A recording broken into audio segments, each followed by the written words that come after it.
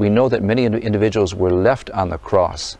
And we know that, for example, dogs, hyenas, jackals, other predators were the ones that just simply took the body apart. One thing that was really abhorrent to the Jews was that the bodies were often just taken down from the cross, laid on the ground, and dogs would eat them and birds of prey. Death will arrive after 2-3 days. They will be left there as long as possible until the vulture will come and rip their flesh, until dogs will start taking part of the bodies away. What you do if you're an apologist, you say, well, why was the tomb empty? Everybody agrees it was empty, so why was it empty? I argue that, in fact, there was not an empty tomb.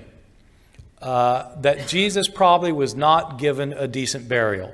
The normal Roman practice of crucifixion was to leave bodies on the cross for several days so the body would decompose and be eaten by scavengers. That was part of the punishment. It wasn't simply the horrific and slow, tortuous death of crucifixion that was the punishment.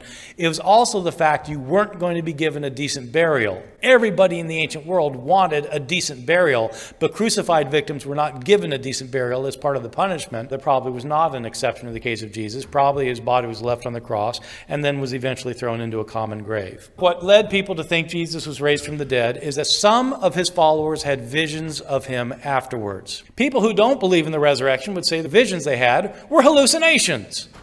I have had Christian apologists tell me that there's no such thing as a mass hallucination. So the hallucinations of Jesus don't work because lots of people saw him at the same time, and so that doesn't work because you can't have a mass hallucination. Precisely these Christian apologists, who are all Protestants, deny that the Blessed Virgin Mary has shown up to hundreds and thousands of people at once, even though it's completely well documented by eyewitnesses. Why do they deny it? Because they don't believe it happened. But if they don't believe it happened, they believe in mass hallucinations. Certainly most appearances of the dead and of gods and spirits and other strange things people see are hallucinations, not real visitations. And this even happens with groups. For example, the Shaker cults and the cargo cults all claim to have had mass hallucinations of different kinds. When we turn to Paul's epistles, we find that the earliest Christians were hallucinating on a regular basis, entering ecstatic trances and prophesying and having visions and relaying the communications of spirits and speaking in tongues. So much, in fact, that Paul had to set up rules of order to control the din, and he says outsiders would think they were lunatics if they behaved out of order. So when Paul says Jesus suddenly appeared to these people on isolated occasions, we have every reason to expect they were hallucinating, even as groups. Paul says others saw Jesus just like he did. He doesn't make any distinctions, and he says he only saw Jesus in a revelation. Paul doesn't tell us what exactly he and these first Christians saw. He doesn't actually go into detail.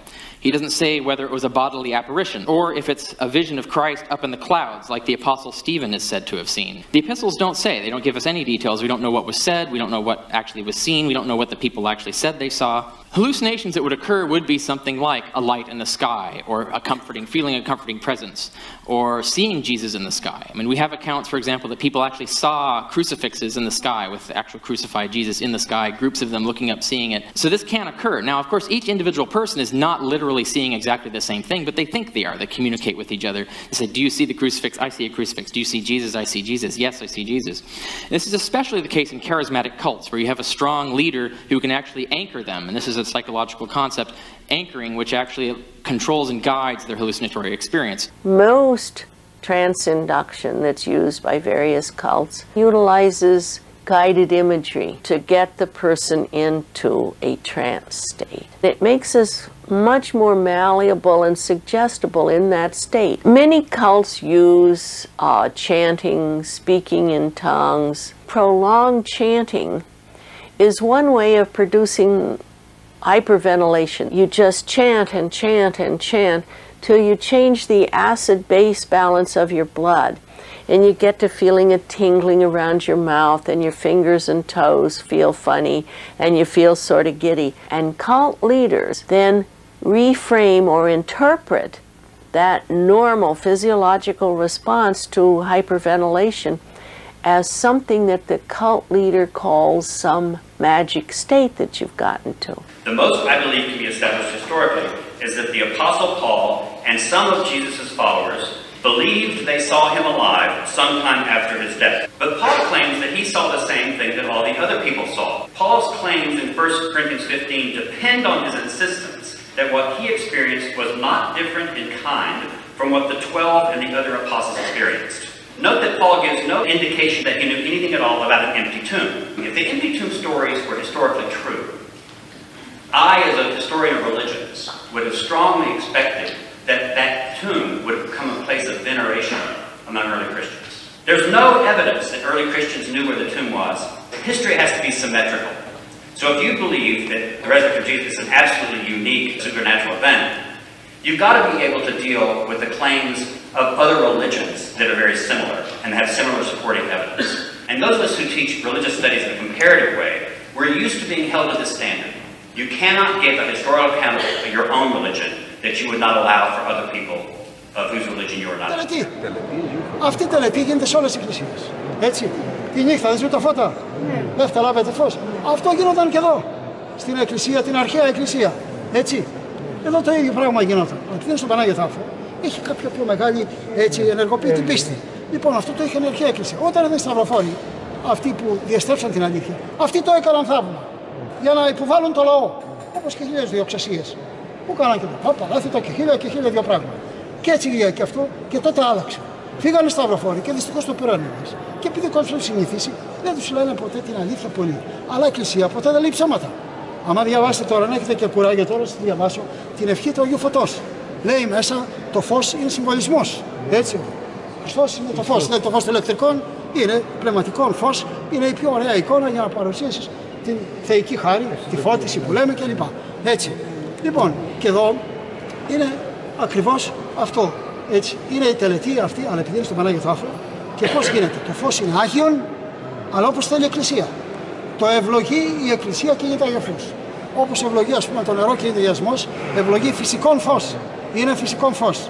Έτσι, δεν κατέρχεται κανένα φως από τον ουρανό. Αυτό είναι ειδωλατρία, είναι καταναγκασμός. Κατέρχεται η Θεία Χάρις αοράτος. Και μάλιστα μέσα στην ευχή λέει εδώ ανάπτωμεν εκ του εν τον Παναγίο Τάφο ενδελεχώς, που θα πει συνεχώς, εκαιωμένου φωτός. Θέλει να πει με άλλα λόγια της ακίνητος καντήλα. Υπάρχει ακίνητος καντήλα στον Παναγίο Τάφο. Διαβάζω αυτή σε μια πολύ ωραία ευχή θεολογική, στις διαβάσεις, σας τη δώσω. Και ανάπτει από την καντήλα και το δίνει στον κόσμο. Και είναι φυσικό φως αλλαγιασμένο όπως θέλει η Εκκλησία. Έτσι. Και μην ακούτε τώρα. Τώρα εδώ κανείς εκστασιάζεται με αυτό και μπορεί να δει κάτι. Εντάξει. Αλλά εμείς λέμε πώς γίνεται. Όπως η λειτουργία γίνεται με το ψωμί και το κρασί. Μπορεί να γίνει λειτουργία χωρίς πρόσφορο. Δεσμεύεται ο Θεός με το πρόσφορο. Έτσι. Αλλιώς είναι ειδωλατρία, είναι μονοσιτισμός.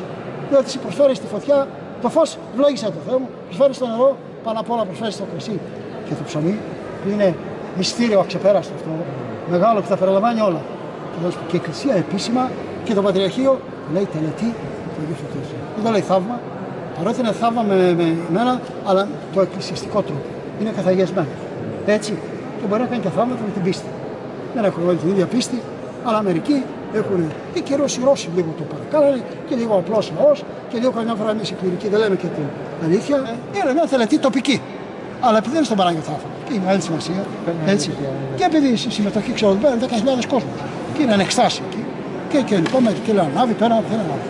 Είναι παρέστηση. Γιατί η Εκκλησία μας είναι πολύ πραγματιστική. Ποιο είναι η παρέστηση, αυτά που βλέπουν καμιά φορά. Είναι η εκκλησία. Ανάψα μόνο αυτός, δεν ανάψα. Η ακαία ισχύει. Όχι, και παρακεί, εκεί πρέπει να καίει και πιο πολύ από το άλλο φως για να βάλουμε γνώση. Η ακαία δεν ισχύει δηλαδή. Πώς? Η ακαία. Τι, όχι. Επειδή είμαστε όλοι δρομένοι αυτή την ώρα, λίγο το περνάνε έτσι. Κράτε το έτσι λίγο να δεις. Εγώ σου λέω το Άγιο Φως πρέπει να καίει και πιο πολύ από τα άλλα φώτα. Μπας και συνέλθουμε. Κατάλαβες.